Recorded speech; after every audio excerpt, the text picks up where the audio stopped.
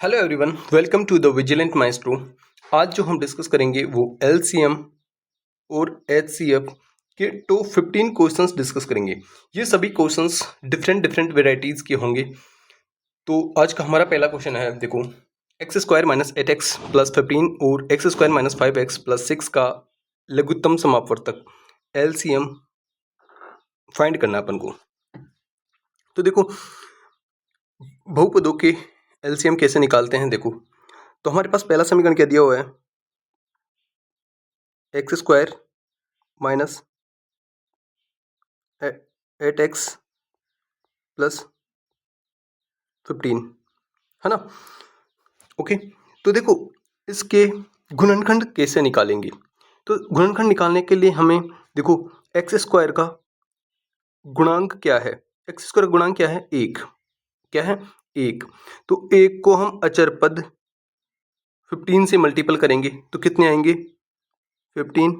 ठीक है। अब देखो x का गुणांक क्या है, x का गुणांक है -8।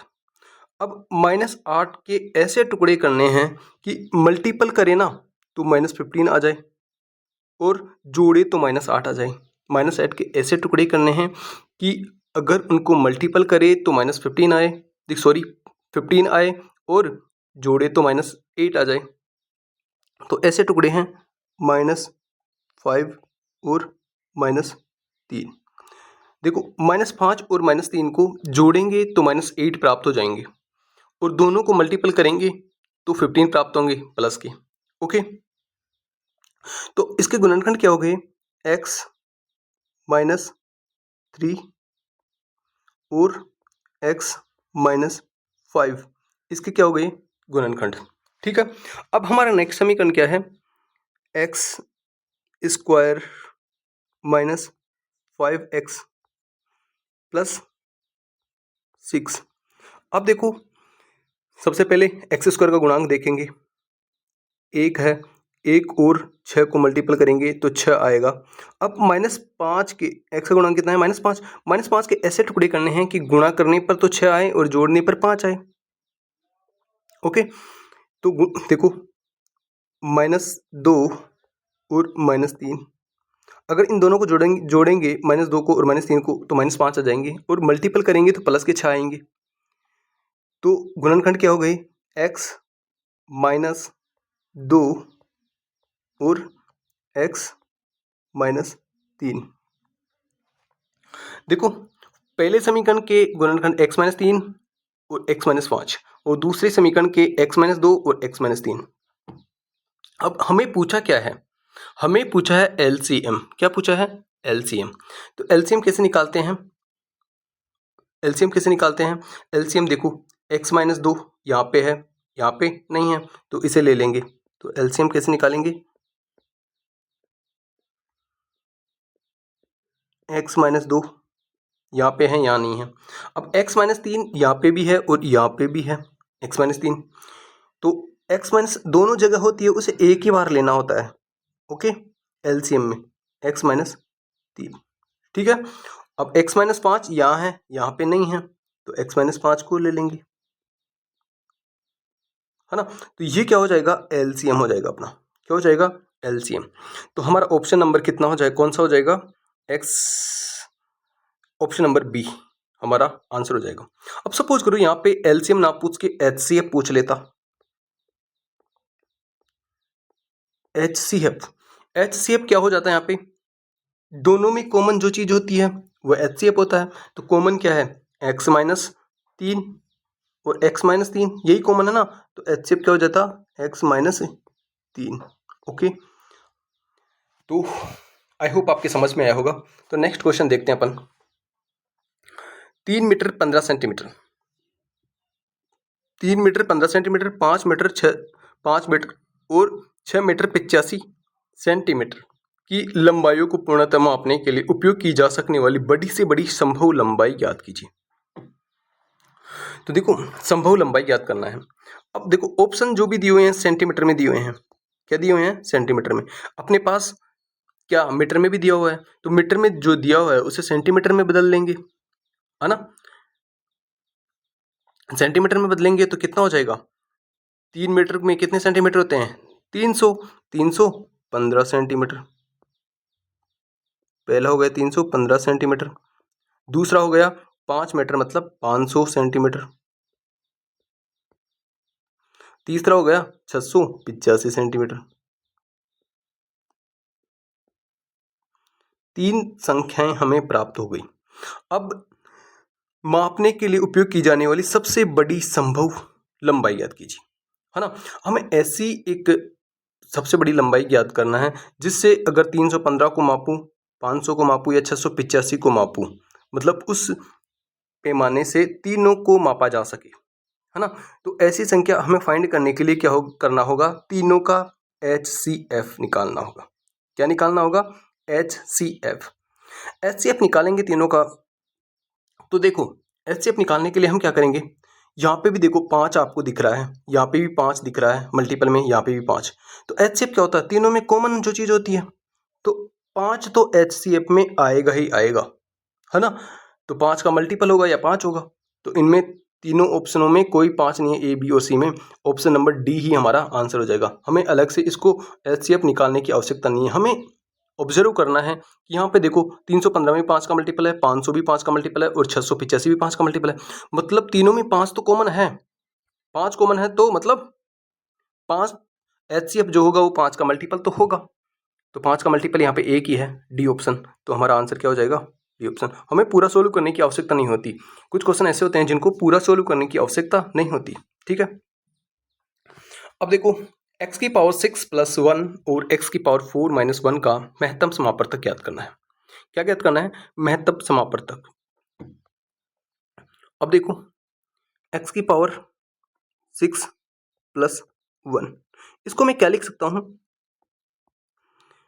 x की पावर x स्क्वायर की पावर क्यूब प्लस 1 की पावर क्यूब, ऐसे लिख सकता हूं, मैं लिख सकता हूं। अब a क्यूब आपने पढ़ा होगा, a cube plus b cube क्या होता है, अलजेब्रा में पढ़ा होगा। तो a cube plus b cube क्या होता है, a प्लस b, ठीक है।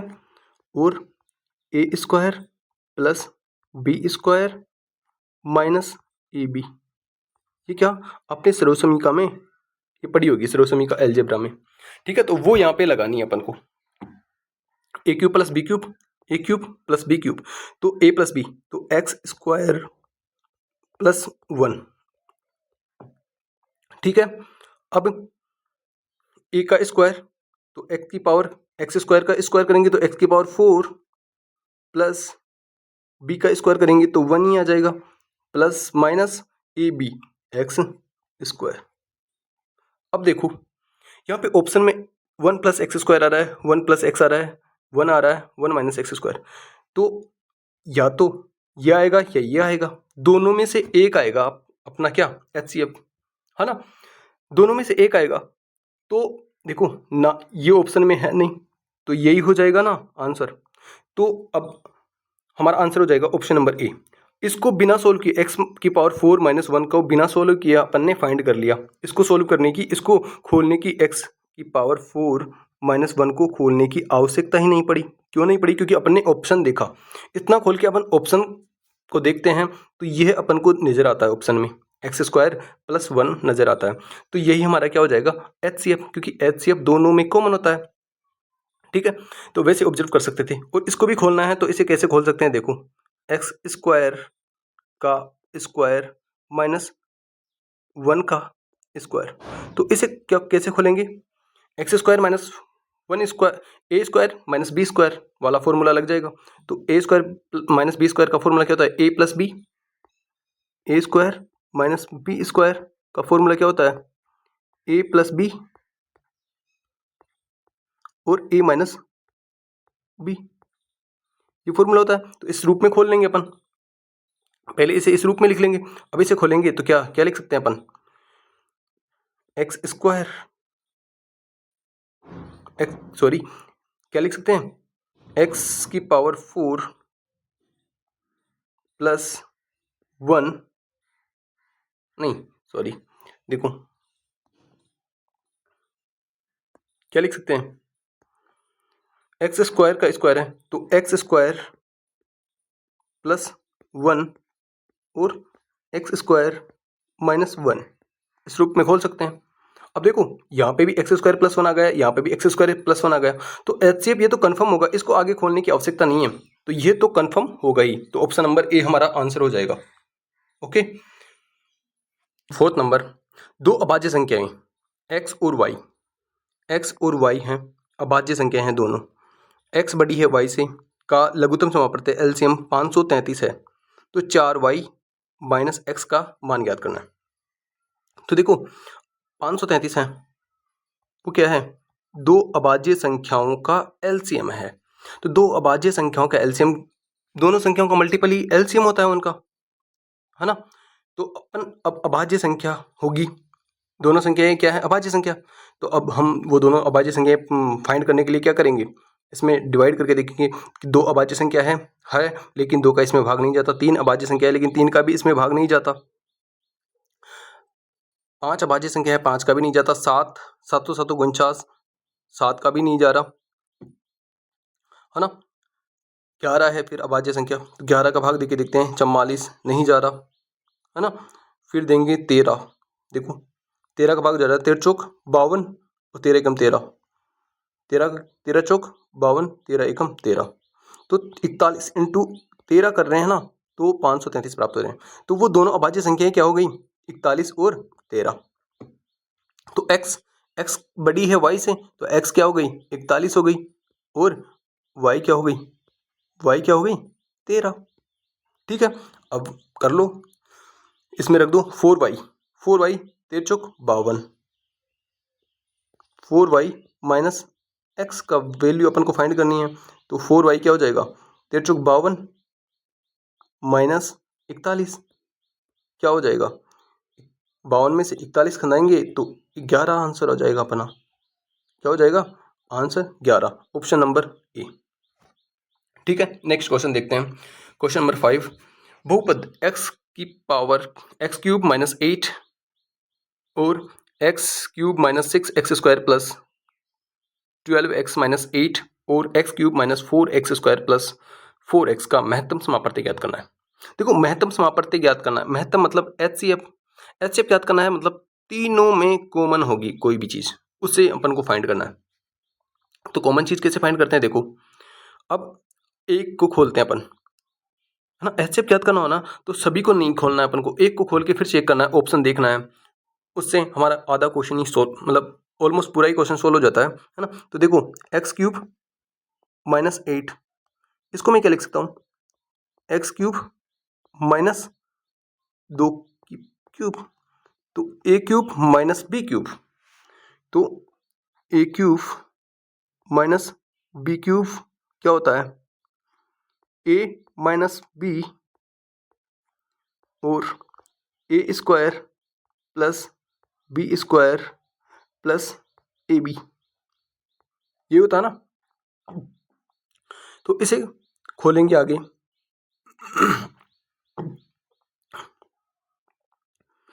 x माइनस 2, है ना, x square plus 4 plus 2x, okay.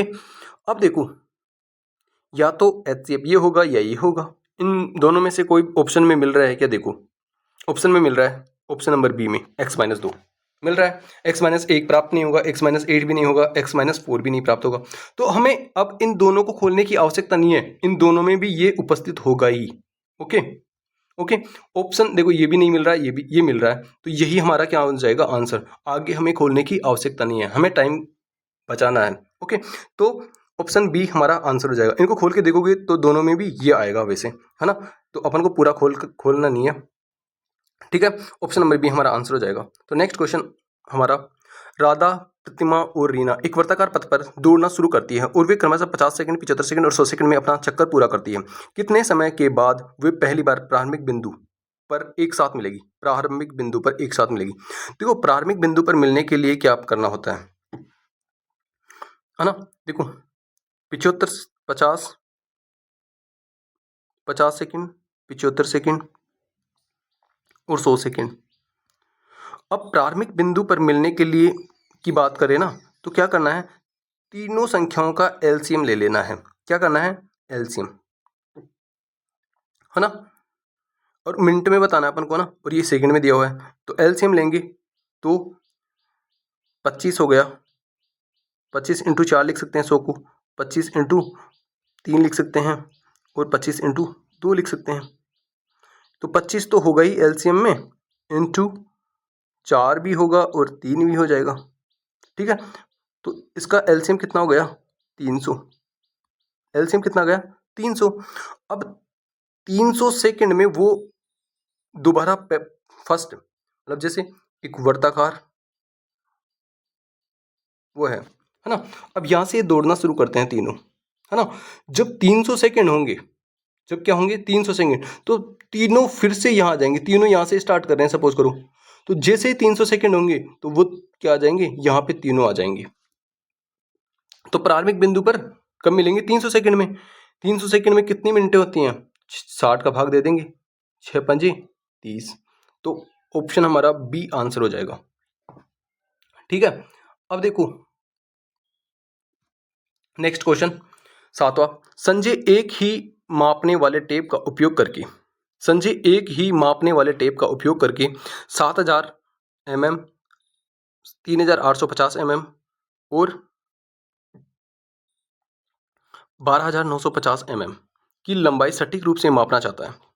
मापने वाले टेप की अधिकतम संभव लंबाई ज्ञात कीजिए, है ना। और ये किस में ज्ञात करनी है, सेंटीमीटर में। सेंटीमीटर में अपन को ज्ञात करनी है और एमएम में दे रखी है, तो इसको भी अपन इन तीनों को सेंटीमीटर में कन्वर्ट कर सकते हैं। तो 1 सेंटीमीटर में कितने एमएम होते हैं, 10 mm। ओके, 10 mm होते हैं 1 सेंटीमीटर में। तो ये कितने हो जाएगा, 700 सेंटीमीटर, 385 सेंटीमीटर और 1295 सेंटीमीटर, है ना। तो अधिकतम संभव लंबाई ज्ञात करनी है अपन को, है ना।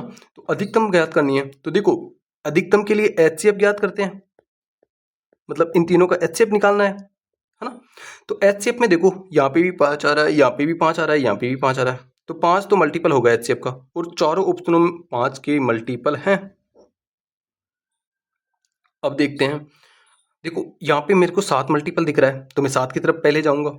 यहाँ पे 7 का जा रहा है कि देखो 7 पंजे 35, 7 पंजे 35, यहाँ पे भी 7 का जा रहा है, यहाँ पे 7 एकम 7, है ना, 5 7 8 56, 3 7 5 35, मतलब 7 का जा रहा है, तो हमारा 7 हो जाएगा, है ना। तो एचसीएफ कितना हो गया, 35, और यही हमारा आंसर हो जाएगा, ऑप्शन नंबर ये हो जाएगा।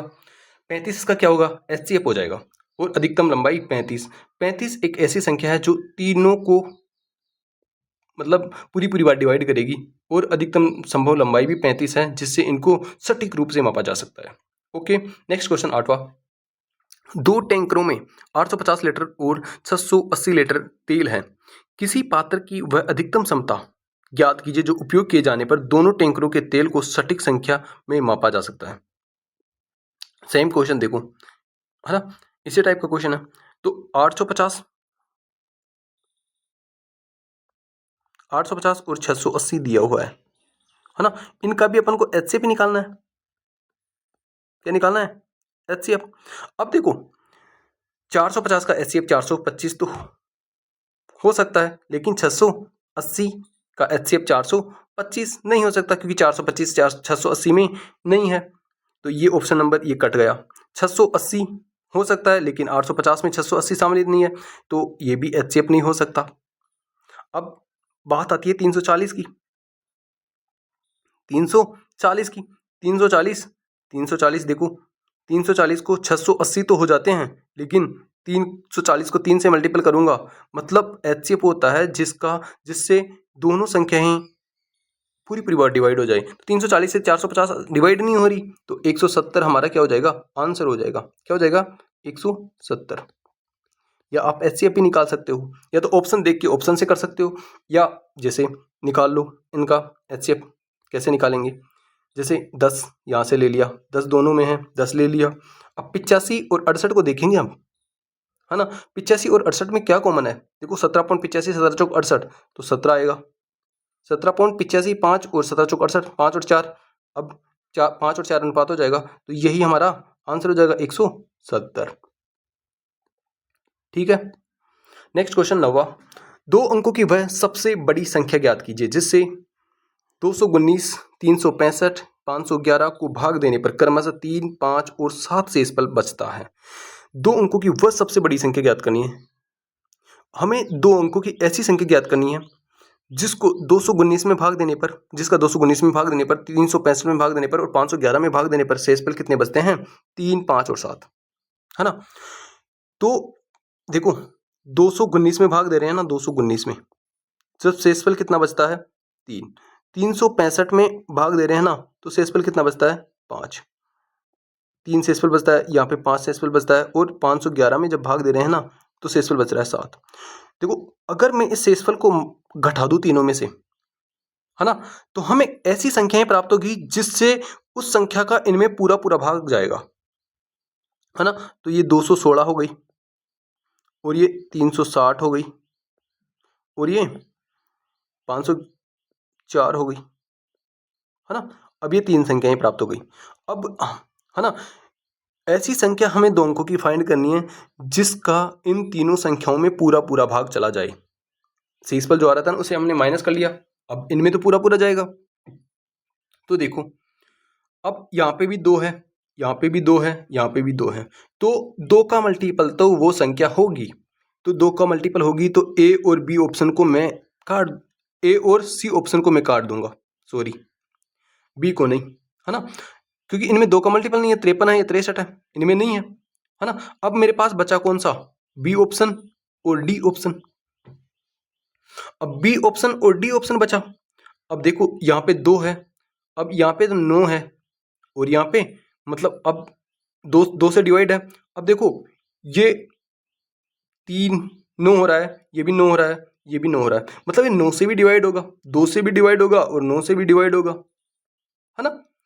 ऐसी संख्या आएगी HCF में जो 9 भी आएगा और 2 भी आएगा, तो इनका मल्टीपल तो 72 ही होगा।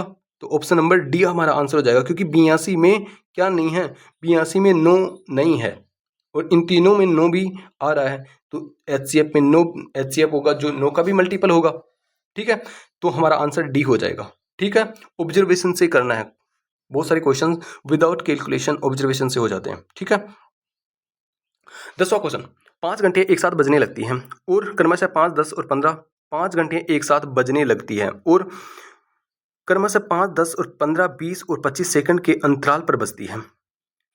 एक घंटी ऐसी है जो 5 सेकंड के अंतराल पर बजती है, दूसरी घंटी ऐसी है जो 10 सेकंड के अंतराल पर बजती है, तीसरी 15 सेकंड के अंतराल पर, और चौथी 20 सेकंड और पांचवी 25 सेकंड के अंतराल पर बजती है ना।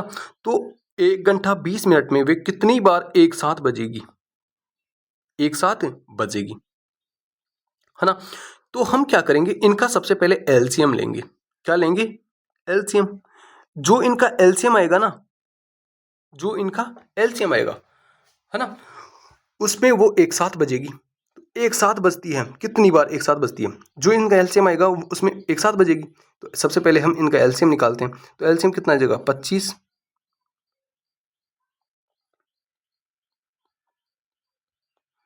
25 हो गया। अब 25 में 5 और 4 आ गया, 20 से 15 से 5 तो आएगा, 3 और ले लेंगे, है ना, और 10 से 5 और 2 दोनों आ गए और 5 हो गए। तो ये हो गया अपना क्या, एलसीएम। 25 चौके 100 और ये 300 हमारा क्या हो गया, एलसीएम। क्या हो गया, एलसीएम। तो ये 300 सेकंड हो गए, है ना,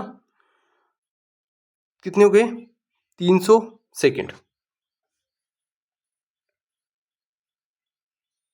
25 4, है ना, 300 सेकंड। अब 1 घंटे और 20 मिनट में 300 सेकंड हो गए, है ना। अब 1 घंटे और 20 मिनट में कितनी मिनट हो गई, 1 घंटे और 20 मिनट में 1 आवर और 20 मिनट, इसमें कितनी मिनट हो गई, 80 मिनट हो गई।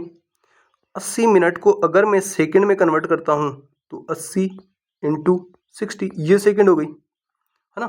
इतनी सेकंड में कितनी बार बजेगी एक साथ, तो इसमें 300 का भाग दे दूंगा मैं, 3 दूनी 6, तो ये हो गया हमारे पास 16। अब देखो 16 आ गया, अब ऑप्शन नंबर ए है यहाँ पे, तो हम जल्दीबाजी में क्या करेंगे, ऑप्शन नंबर ए टिक करके निकल जाएंगे। लेकिन हमारा आंसर 16 नहीं होगा। एलसीएम लेने के बाद हम उसमें इस टाइप के क्वेश्चंस में एक ऐड करते हैं, एक क्यों ऐड करते हैं इस चीज को समझेंगे, तो कितना हमारा आंसर आ जाएगा 17। अब एक ऐड क्यों करते हैं इस चीज को समझो। देखो सपोज करो ये घंटी है, कितनी बार 300 सेकंड में क्या हो रही है, सभी घंटियां क्या है एक साथ बज रही है, तो पांचों घंटियां ना यहाँ पे बजी, फिर 300 सेकंड बाद में बजेगी, 300 सेकंड बाद में यहाँ बजी, है ना। अब 600 सेकंड बाद में फिर 300 सेकंड बाद में यहाँ बजी। अब देखो एक बार तो फर्स्टली बज गई, फिर 300 सेकंड बाद में एक बार और बज गई, तो कितनी बार बज गई 300 सेकंड में, 2 बार। कितनी बार बज गई, 2 बार।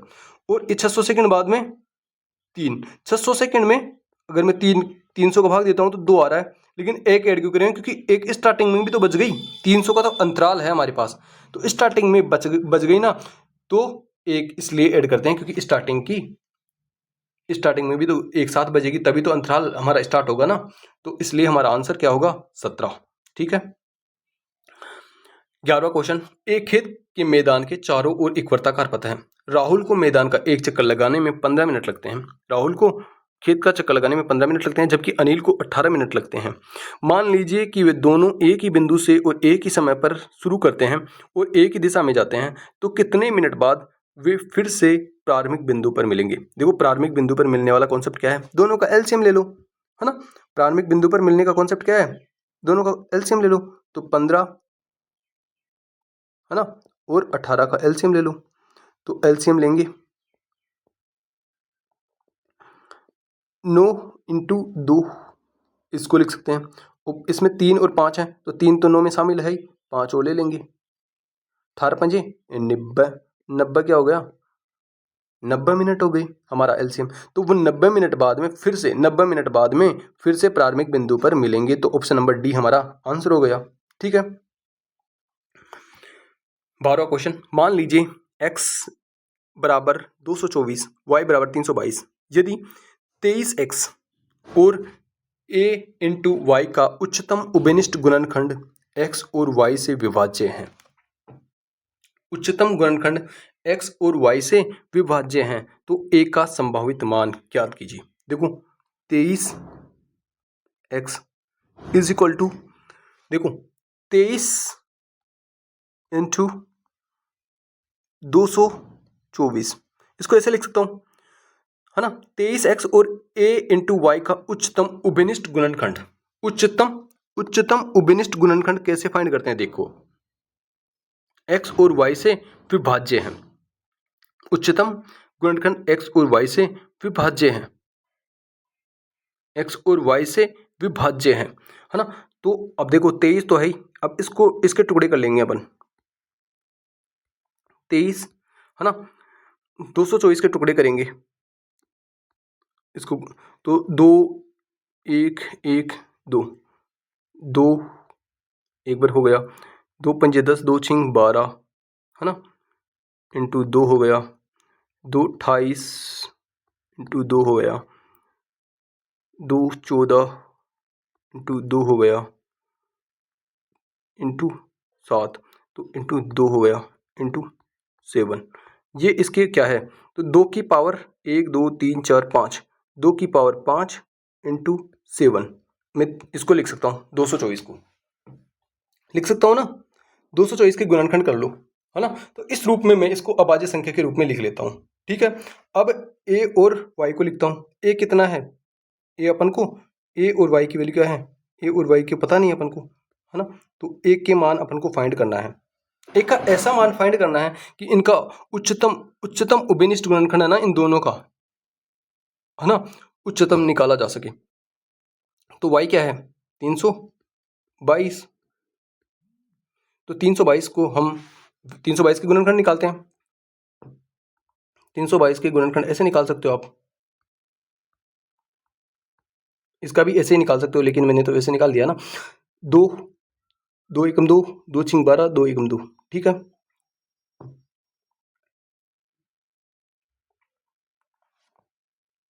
है ना। अब देखो 3 का जा रहा है, 3 पंजे 15, है ना, 3 पंजे 15, सॉरी 8, 3 का कहाँ जा रहा है, 2 एकम 2, 2 छिंग 12, 2 एकम 2, तो 3 का नहीं जा रहा, 7 का जा रहा है। देखो 7 दूनी,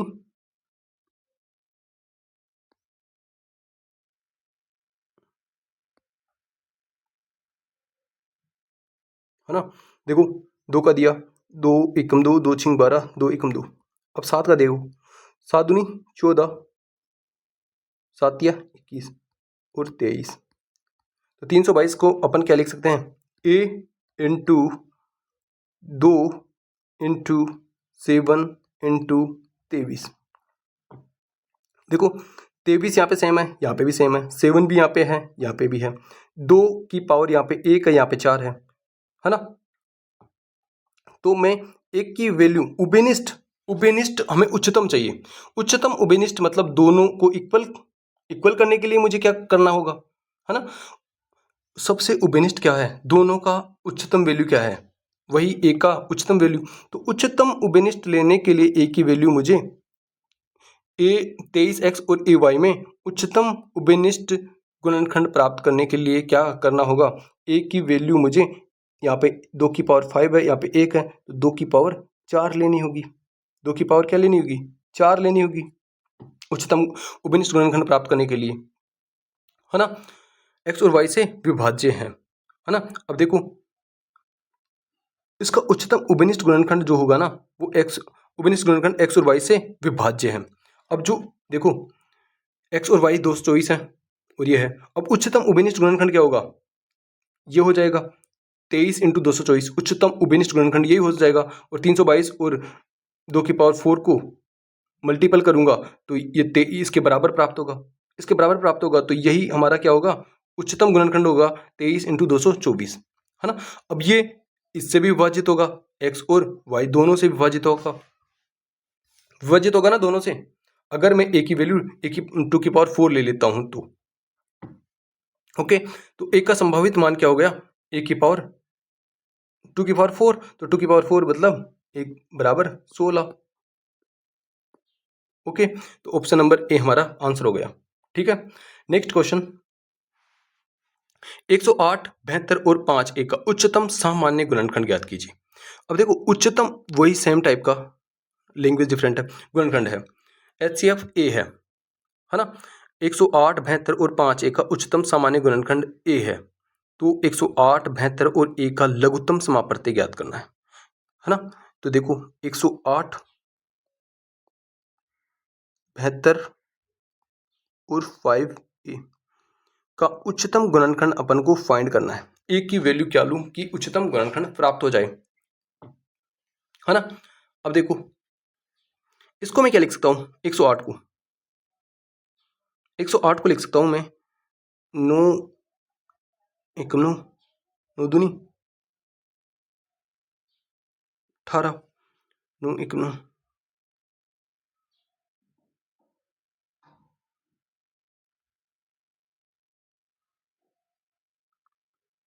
9 इंटू 12। अब इसको मैं लिख सकता हूँ 3 इंटू 4 इंटू 9, तो इसको मैं लिख सकता हूँ 3 की पावर 3 इंटू 2 की पावर 2। इसे मैं लिख सकता हूँ 36 इंटू 2, तो 36 इंटू 2, है ना। तो 72 को लिख सकता हूँ मैं 36 इंटू 2, 36 को 6 का स्क्वायर इंटू 2, अब 2 की पावर 3 इंटू 3 की पावर 2। अब देखो ए की वैल्यू दोनों में उभयनिष्ठ होना चाहिए, ए की ऐसी वैल्यू लेनी है जो तीनों में उभयनिष्ठ उच्चतम गुणनखंड लेने के लिए हम इसमें और इसमें दोनों में उभयनिष्ठ होना चाहिए। दोनों में उभयनिष्ठ क्या है, 2 की पावर 2 ले सकता हूँ, ए की वैल्यू क्या लिख सकता हूँ 2 की पावर, क्योंकि 2 की पावर दोनों में उभयनिष्ठ है। अब 3 की पावर 2 ले सकता हूँ, इसमें 3 है इसमें 2 है, तो 3 की पावर ये ले सकता हूँ, है ना। तो ए की वैल्यू क्या हो गई, 4 इंटू 9, ये कितनी हो गई? ए की वैल्यू 36। तो उच्चतम उभयनिष्ठ प्राप्त करने के लिए हमें क्या 36 लेना होगा ए की वैल्यू। ए की वैल्यू कितनी आ गई? 36। तो 108, 72 और 36, इसका हमें क्या फाइंड करना है? एलसीएम। एलसीएम फाइंड करना है। तो एलसीएम फाइंड करना है तो इसको क्या लिखते हैं? 27 इंटू 8, 27 इंटू 4 लिख सकते हैं इसको, है ना, क्योंकि 3 का ये है ना। 27 इंटू ये लिख सकते हैं ना, 27, 27 14, 27 27 108। ओके, 27 इंटू 4 लिख सकते हैं।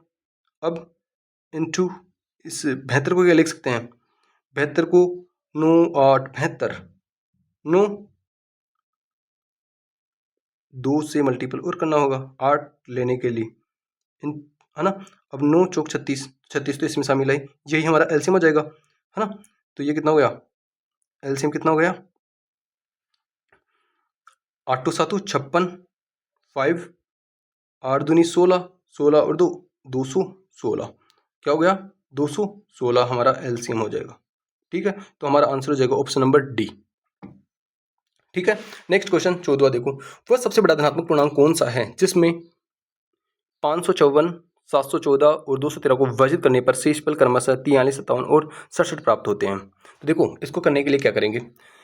554 से विभाजित करने पर शेषफल कितना प्राप्त होता है? 43।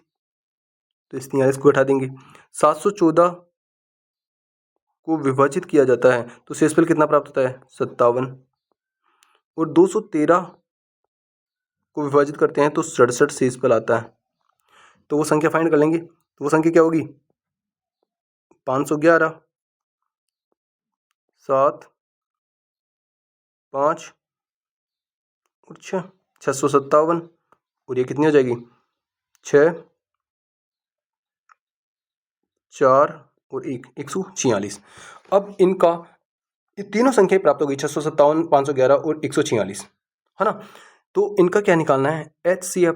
ऐसी संख्या फाइंड करनी है जो इन तीनों को डिवाइड कर दे, है ना। ऐसी संख्या फाइंड करनी है जो तीनों को डिवाइड कर दे।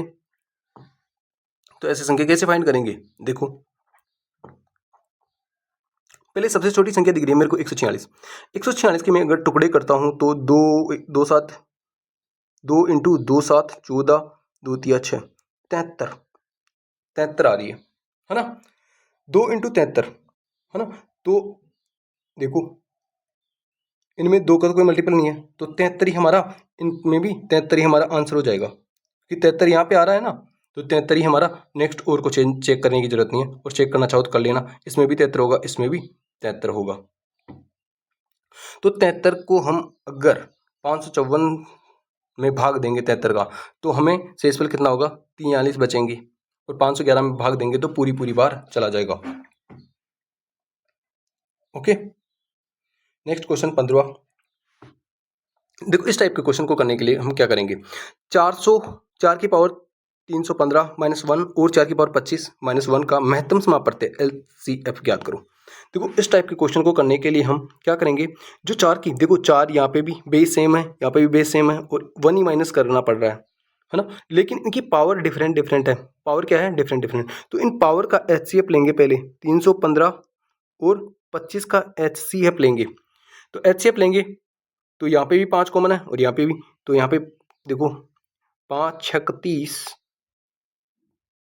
और 5 15, 63 आ रहा है। 5 6 30, 5 15, 63 आ रहा है। और यहाँ पे 5 इंटू 5 लिख सकते हैं, इसको 5 इंटू 63 लिख सकते हैं। तो यहाँ पे HCF क्या हो जाएगा? क्या हो जाएगा? 5। क्या हो जाएगा? HCF 315 और 25 का HCF कितना हो जाएगा? 5। तो जो HCF आया, है ना। अब इसका महत्व समापत्ति कैसे निकालेंगे? 4 की पावर 5, HCF किस निकालेंगे? 4 की पावर 5 माइनस 1, 4 की पावर 5 निकालेंगे तो 4 की पावर 4 की कितना होता है? 4 की पावर 2 कितना होता है? 16 इंटू 16 इंटू 4, 256 माइनस 1, 256 हो जाएगा इसका, 256 इंटू 4, 256 इंटू 4 तो 1024, 1024 माइनस 1 इज इक्वल टू 1023 हमारा आंसर हो जाएगा। इस टाइप के क्वेश्चन को कैसे करेंगे, जैसे इनकी पावर का क्या ले लेंगे, HCF ले लेंगे, HCF 5 आ गया, फिर उसकी पावर जो HCF आता है उसको इस बेस 4 की पावर लगा के 1 माइनस कर देंगे तो हमारा आंसर आ जाएगा। ठीक है, तो ऑप्शन नंबर डी हमारा आंसर हो गया। ठीक है, आज के लिए इतना ही काफ़ी है और बाकी क्वेश्चंस नेक्स्ट वीडियो में देखेंगे।